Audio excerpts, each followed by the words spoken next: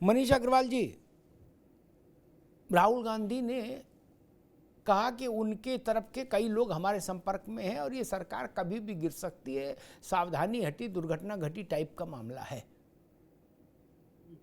एक सवाल उठता है कि भाई अगर 10 ही दिन बाद आपके संपर्क में लोग आ गए, क्या सरकार बने भी 10-12 दिन हुए, उतने में अगर आपकी तरफ आ गए लोग और रात में आपसे मिला भेटी कर रहे हैं, तो ये 10 दिन पहले कर लेते तो आप ही सरकार हो जाते, नहीं?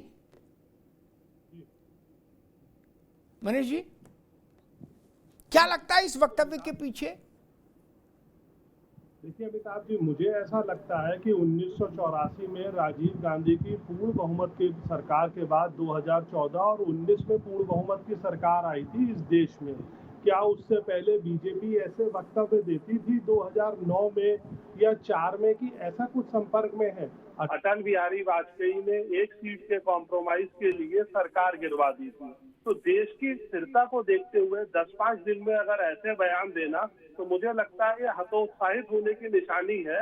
अपने लोगों को ये कन्विंस करने की कोशिश है कि मैंने जो कहा था हम सरकार बनाएंगे, वो हम सरकार ऐसे नहीं तो किसी तरीके से जोड़ तोड़ करके बना लेंगे। क्योंकि आज ऐसा लगता है कि अगर नीतीश कुमार और चंद्रबाबू नायडू पूरा विपक्ष में शामिल हो जाए तो भी वो 272 के मैजिक फिगर तक कैसे पहुंचेंगे, ये समझाना बड़ा मुश्किल है।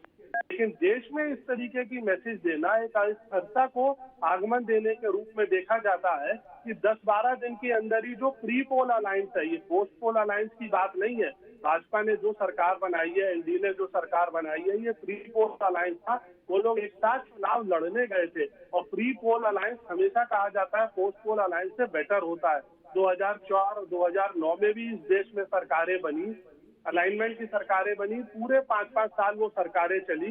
जो भी पार्टी विपक्ष में थी उसने अपना रोल अदा करा एक मजबूत विपक्ष के रूप में और बाद में उभर के आई और उसने इस देश पे शासन करा।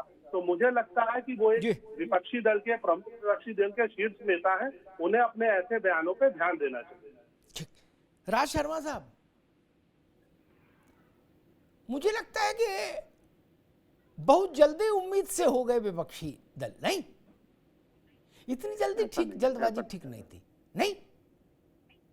क्योंकि 52 से आज तक, एक सेकंड सुन, 52 से आज तक कोई उदाहरण नहीं जब वोट से बनी हुई सरकार को 6 महीने का कूलिंग पीरियड न दिया हो विपक्ष ने।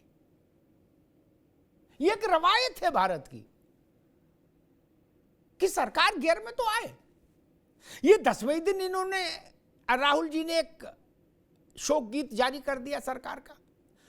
खड़गे जी ने कहा ये सरकार गलती से बनी, मैंडेट नहीं है, मेजॉरिटी नहीं है। ये तीनों बातें गलत। भारत की जनता के वोट से बनी सरकार गलती से नहीं हो सकती, और जो ऐसा बोलते हैं वो लोकतंत्र में आस्था नहीं रखते, ये खतरा, ये शक होता है। दूसरी बात, 84 के बाद आज तक कांग्रेस ने 272 का नंबर छुआ नहीं, लकड़ी से भी, ठीक?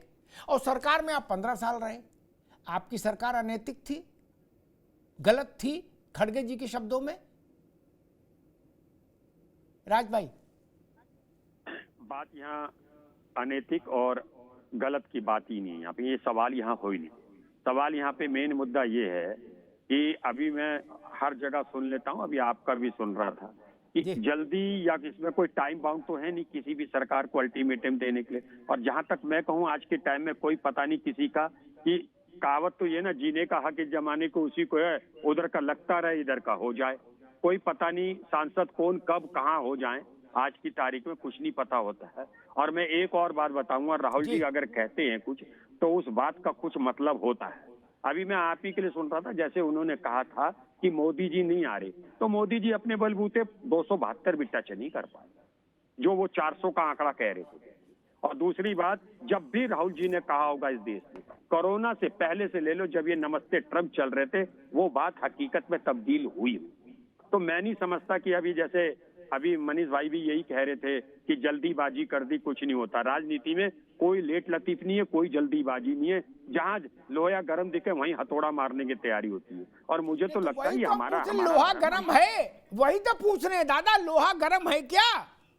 हाँ, वो उसका जवाब भी दे दूं। आपको भी नहीं पता लोहा कहाँ गरम होगा। आप जबकि बहुत बड़े पत्रकार है, बहुत बड़े हैं, मैं बता रहा हूँ इसमें। लेकिन एक बात बता दूं आपको, कौन कहां चला जाएगा कोई भरोसा नहीं है किसी का।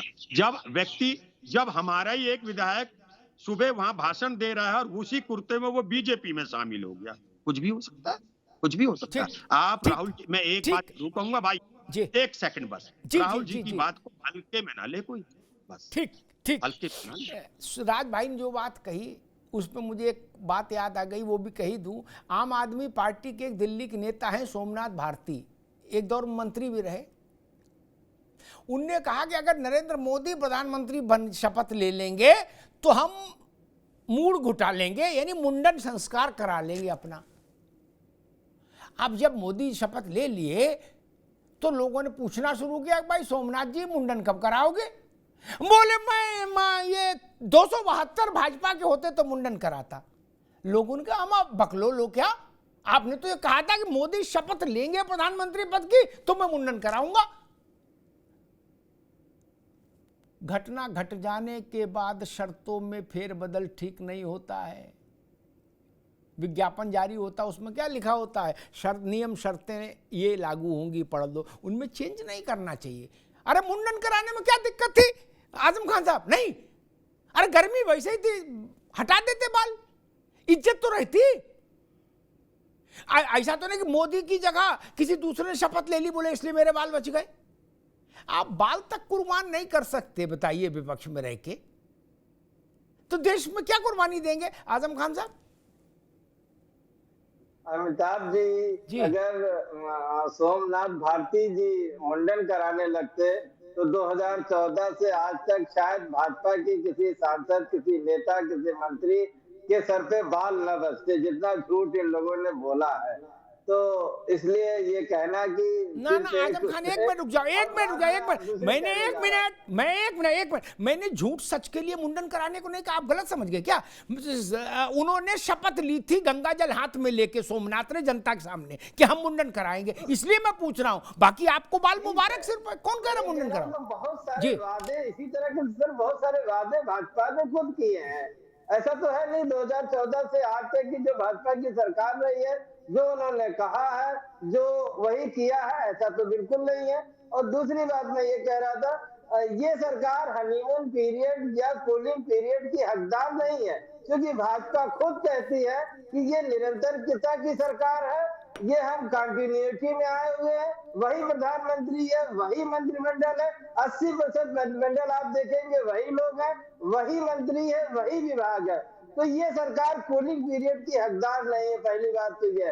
और माननीय राहुल गांधी जो कह रहे हैं, हो सकता है वो चीजें उनके संपर्क में हो और उनकी बात जब समय आएगा तो अपने आप पता चल जाएगा कि भाजपा का क्या नुकसान होने जा रहा है और क्या नहीं होगा। हम तो चाहेंगे कि जो सरकार है वो सकारात्मक काम फिलहाल करे और जो नीट और यूजीसी नेट के पेपर लीक हुए हैं उन युवाओं का ख्याल रखे कम से कम, ताकि वो युवा बहुत परेशान है और भारत का किसान परेशान है। इस दो वर्ग की अगर समस्याओं का समाधान वर्तमान सरकार कर दे तो शायद बहुत कुछ हल हो जाए। अगली बार में आएंगे, मैं प्रशांत पटेल पात्र, उससे पहले एक क्लेरिफिकेशन और कर दूं। फिर आजम खान ने उस शब्द को घुमाने की कोशिश की, मुझे ऐसा वक्तव्य दिखाइए कि किसी ने कहा कि अगर ऐसा हो गया तो मैं मुंडन करा लूंगा, फिर वो मुंडन ना कराए, मैं कहूंगा कि भाई मुंडन क्यों नहीं कराया? वादा किसने किया? इंदिरा गांधी ने तो 71 में कहा था हम गरीबी हटा देंगे, तो इंदिरा गांधी ने मुंडन कराया क्या? यार कैसी बात करते हो?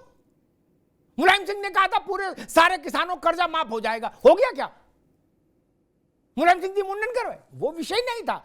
सोमनाथ जी ने गंगा जल तुलसी पत्ता हाथ में लेके कैमरे पे कहा था कि हम मुंडन करा लेंगे अगर मोदी ने शपथ ले ली। हमारी समझ ये कहती है कि मोदी ने ही शपथ ली, हो सकता है आपकी शपथ, आपको लगता हो मोदी जी ने नहीं शपथ ली, रामलाल ने ली, ये आपके का विवेक है, इसलिए तो मैंने उनको याद दिलाया कि ऐसी बात मत बोला करो।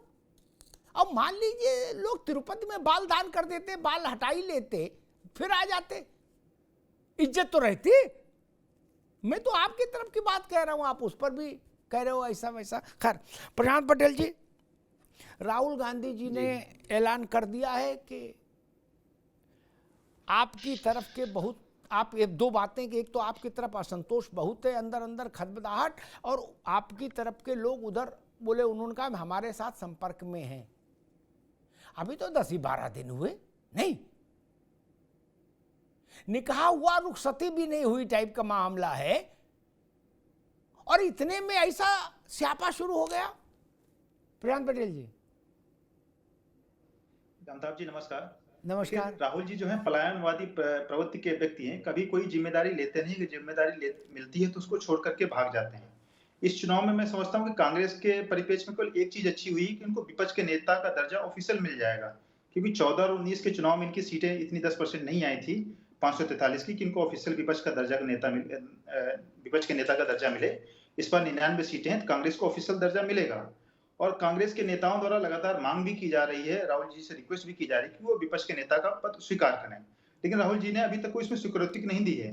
तो वाकई अगर राहुल जी लीड करना चाहते हैं, उनके मन में वो सरकार गिरा सकते हैं, मोदी जी को चैलेंज कर सकते हैं, तो मैं भी उनसे निवेदन करूंगा एज उनके विरोधी पार्टी की वजह की तरफ से कि भाई वो विपक्ष के नेता का पद स्वीकार करें। अब तो अधीर रंजन जी भी हार गए और खड़गे जी राज्यसभा में, सोनिया जी भी राज्यसभा में, कोई सीनियर लीडर बचा नहीं है। राहुल जी 5वीं बार के सांसद हैं, उनको नेता बनना चाहिए, विपक्ष का नेता, सब सारी सुविधाएं मिलेंगी, मोदी जी को काउंटर कर पाएंगे। लेकिन वो मुझे पूरा विश्वास है और 3-4 दिन में स्थिति स्पष्ट हो जाएगी, राहुल जी स्वीकार नहीं करेंगे। तो कोई बात कहना और करके दिखाना, दोनों में अंतर है। इसी तरह जब सीट छोड़नी थी तो जब अमेठी से हारे, दोबारा वहां से लड़ने की हिम्मत नहीं कर पाए, वायनाड चले गए, फिर वायनाड से इधर रायबरेली में आ गए, अब फिर जब 2 सीटों पे दोनों पे जीत गए तो वायनाड सीट छोड़ दी, रायबरेली में कर दी। तो और दूसरी बात जो है, सीट सरकार गिराने न गिराने, तो आज 20 तारीख है, 26 तारीख को स्पीकर का चुनाव होगा, और चाहे सेंटर में हो या स्टेट में, अगर स्पीकर के पोस्ट पर अगर चुनाव होता है, सर्वसम्मति से नहीं होता है, तो भी एक तरीके से विश्वास प्रस्ताव या विश्वास प्रस्ताव ही माना जाता है। उस दिन राहुल जी अपना कैंडिडेट खड़ा करके देख लें, उनको पता चल जाएगी कौन पार्टी बहुमत में कौन नहीं। बाकी लफाजी करने के लिए तो कुछ भी कोई बोल सकता है, जो एक्चुअल भी जो होती है विश्वास प्रस्ताव या विश्वास, तो सदन के अंदर होता है, सदन के अंदर अपना उम्मीदवार रखें, स्पीकर में उसी दिन स्पष्ट हो जाएगा। 6 महीने क्यों वेट कर रहे हैं, 6 दिन की बात है, हम तो कह रहे हैं।